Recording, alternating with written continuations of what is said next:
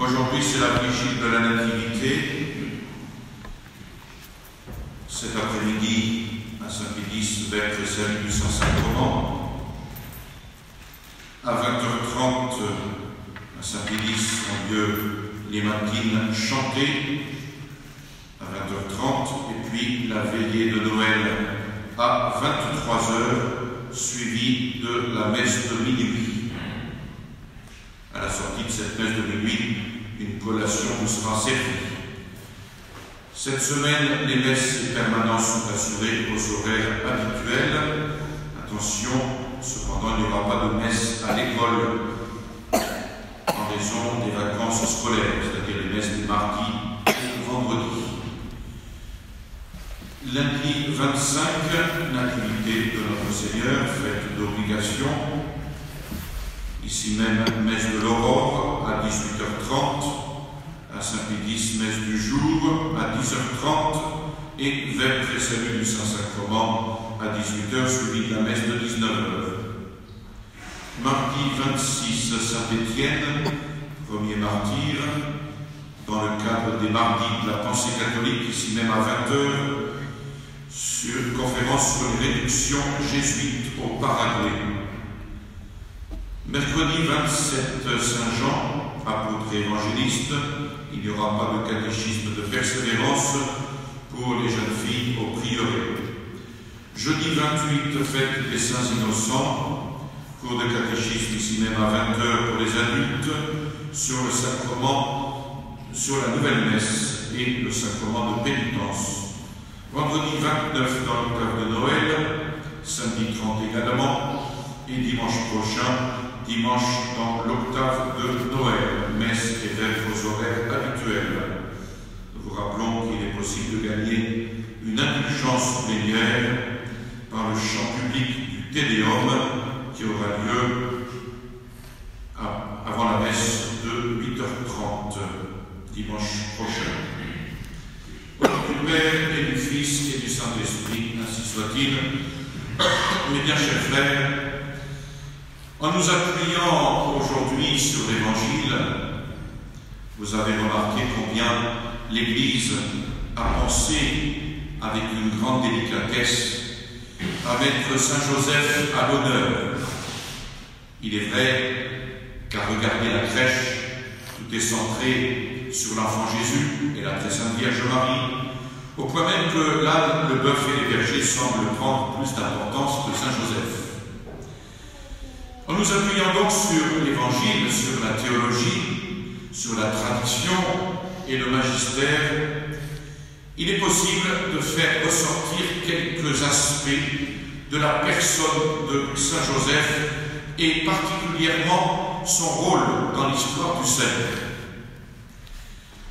La sublime perfection que requiert le rôle de cette âme exceptionnelle le place donc au premier rang des patrons du surnaturel.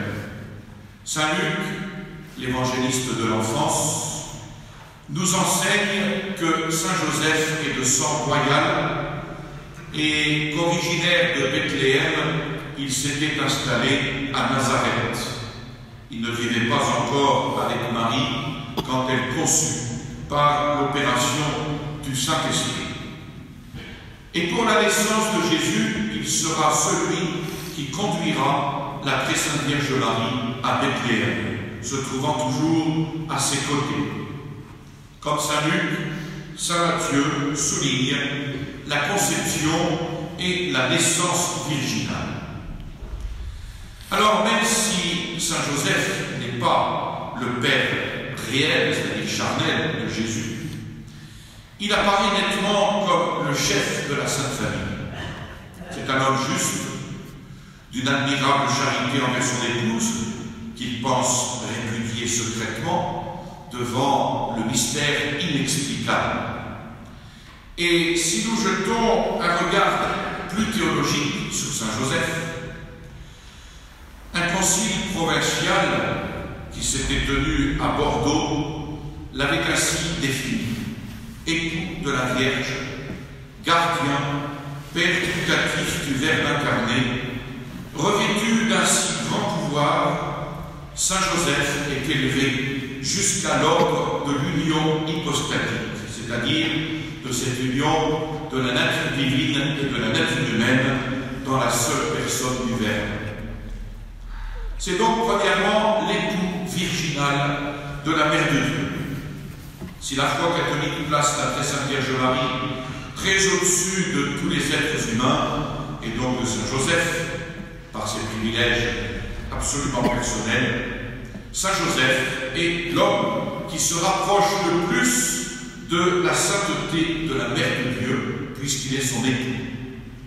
Le mariage de Saint Joseph et de la très sainte Vierge Marie est un vrai mariage qui a de plus des caractéristiques absolument uniques. Il est à la fois virginal et fécond. Le tourment de Saint Joseph atteste le mystère de la maternité virginale. Ces deux virginités qui se donnent l'une à l'autre, qui se consacrent l'une à l'autre, sont le mariage le plus parfait, le plus sublime, le seul possible pour l'Immaculée Mère de Dieu. Et quand on sait de quel privilège a été ornée la Vierge Marie, on se demande comment le Père Céleste a pu trouver quelqu'un d'aussi pur, d'aussi fidèle, d'aussi humble et généreux que Saint Joseph pour accomplir à ses côtés le rôle d'époux. Le mariage est une chose sainte et il faut le traiter saintement, dit le Concile de Trente. Et Dieu, sans aucun doute, a voulu montrer en Marie et Joseph un exemple d'absolue perfection.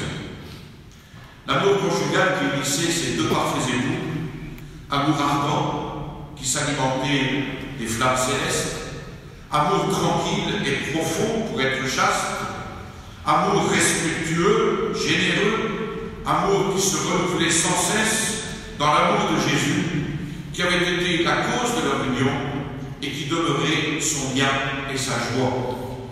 Ainsi, Saint Joseph, époux virginal de la Mère de Dieu.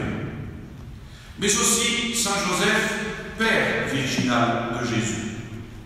Vrai époux de la Mère de Dieu, Saint Joseph est donc le Père spirituel de son Fils Jésus. Et sa chasteté immaculée lui vaut cette sublime paternité. Plus un cœur est pur, plus il est capable d'un amour paternel et divin. Et cela vaut pour tous les pères. Père de famille, et qui plus est, le prêtre aussi, Père de vos âmes.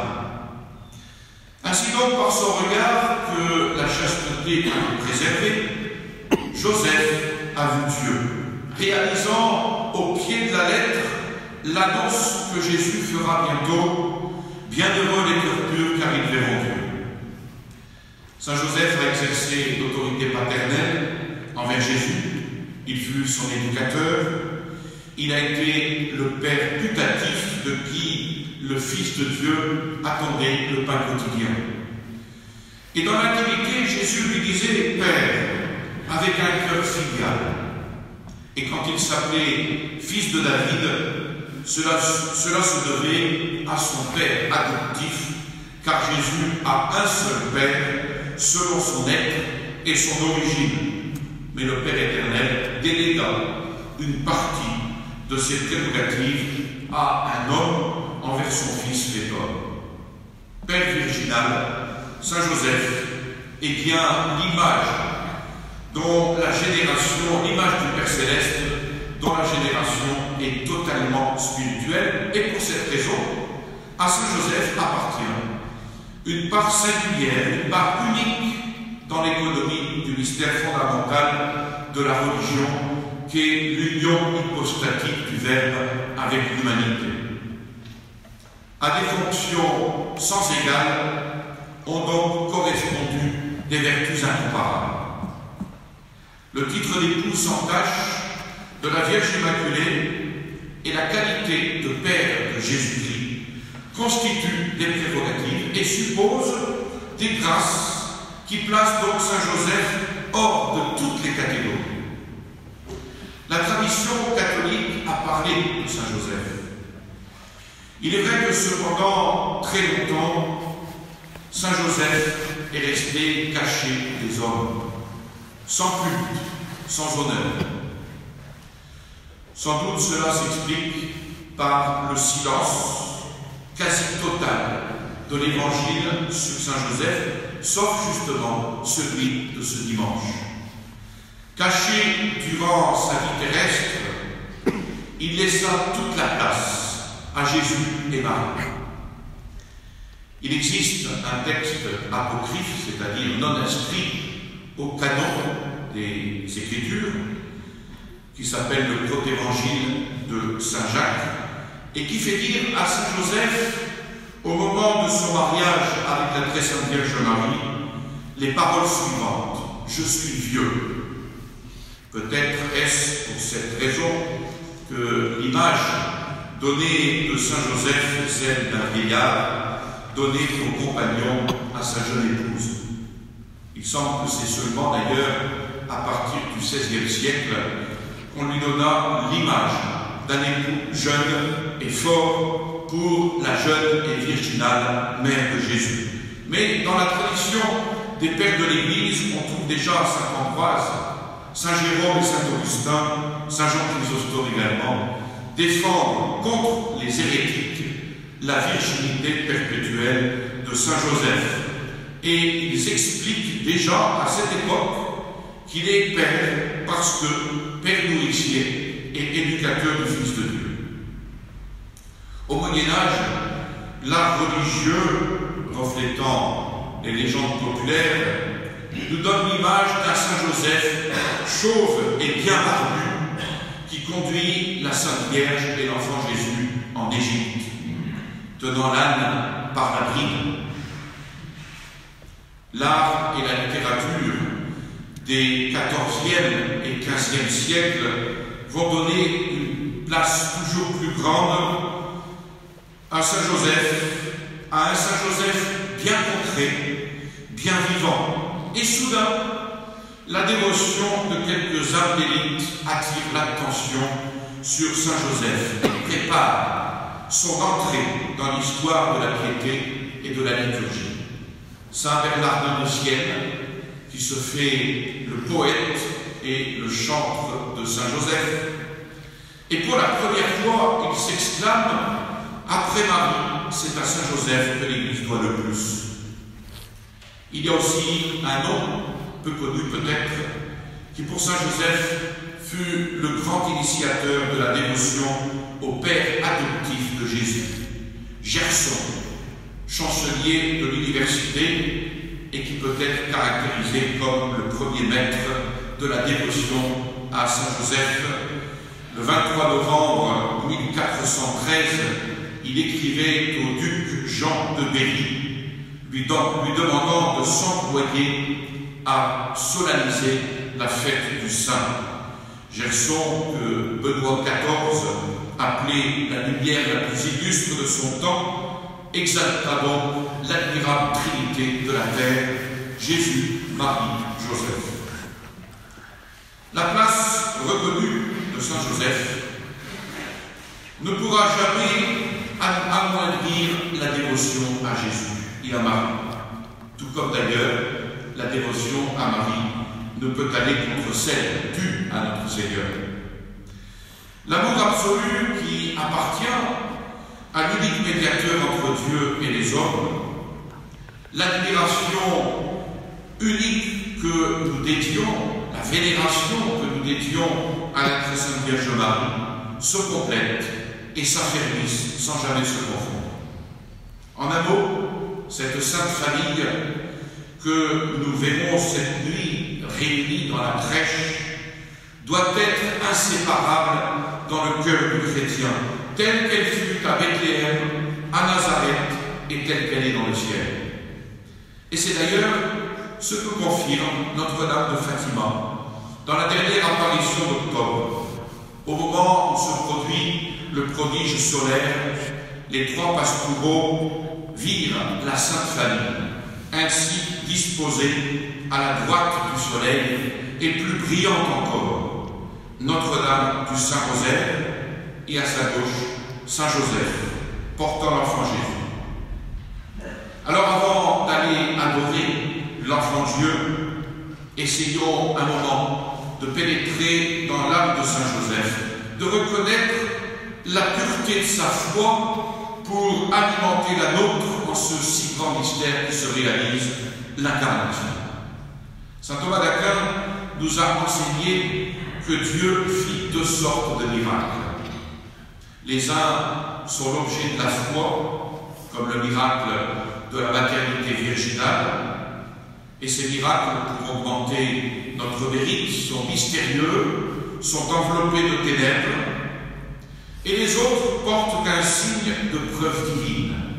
Ils sont faits pour la confirmation de notre foi, aussi sont-ils manifestement l'œuvre de Dieu. Une guérison instantanée à Lourdes, par exemple, manifeste sensiblement l'intervention divine. Eh bien, il nous faut constater que Dieu n'a fait aucun miracle de cet ordre pour Saint Joseph.